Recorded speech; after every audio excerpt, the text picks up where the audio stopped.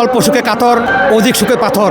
আমরা যেন আজকে ঠিক এই মুহূর্তে পাথর হয়ে গেছি। হাদির জানাজার থেকে বেশি হবে। আজকের জানাজা কোনো দলের নয়, আজকের জানাজা পুরো বাংলাদেশের। এখানে কোনো জাতি নাই, ধর্ম নাই, বর্ণ নাই, গোত্র নাই। 17 বছর নেত্রী কষ্ট পাইছে, আমরাও কষ্ট পাইছি। 35 থেকে 40 লক্ষ লোক প্লাস হবে আর কি। উনি শুধু বিএনপির নেত্রী নয়, গোটা বাংলাদেশের নেত্রী। অল্প সুখে কাতর, অধিক সুখে পাথর। আমরা যেন আজকে ঠিক এই মুহূর্তে পাথর হয়ে গেছি।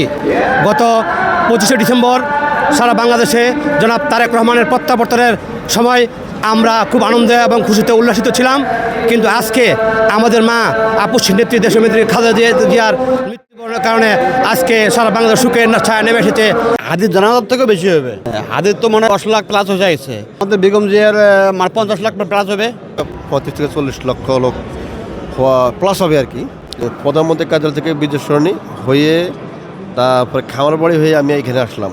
লোকজন তো মানে অকল্পনা, যেটা ভাষায় প্রকাশ করার মতো নয়।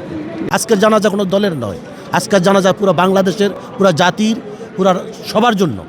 আমি ইনশাল্লাহ আমি আশা করি এখানে মানুষ গণনা করার মতো কিছু নাই। এখানে জানাজার জন্য সবাই আসছি, জানাজা পড়ব। ম্যাডাম আসলে উনি তো দেশনেত্রী, ওনার জন্য আসলে জাতি, ধর্ম, বর্ণ, গোত্র নির্বিশেষে মানুষের জন্য কল্যাণ করে হলো ওনার মূল লক্ষ্য ছিল। যার পরিপ্রেক্ষিতে ওনার জন্য আজকে দেখেন এই জানাজাতে এখন এখানে কোনো জাতি নাই, ধর্ম নাই, বর্ণ নাই, গোত্র নাই, কোনো শ্রেণী নাই, সবাই কিন্তু এক কাতারে এসে ওনার জানাজা অংশগ্রহণ করতেছে।